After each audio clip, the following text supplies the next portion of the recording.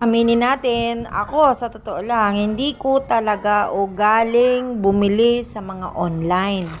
Ngayon, sabi ko, bakit kaya ang dami ng nagdi-deliver araw-araw dito sa lugar namin? Kaya, sabi ko, mag-download kaya ako ng apps. Ayun, so nag-try ako at sinilip ko kung ano bang meron doon, lalo na sa Choice. At napansin ko na free shipping. So, nag-try ako. Yun ang una agad pumasok sa isip ko baka makamura naman ako.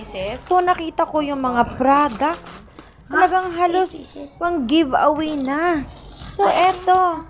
Nag-try ako sa anak ko sa mga gamit sa school. Talagang super satisfied naman ako nung nabili ko itong mga online na in-order ng anak ko. Talagang para sa akin, sulit na sulit. Ang ganda.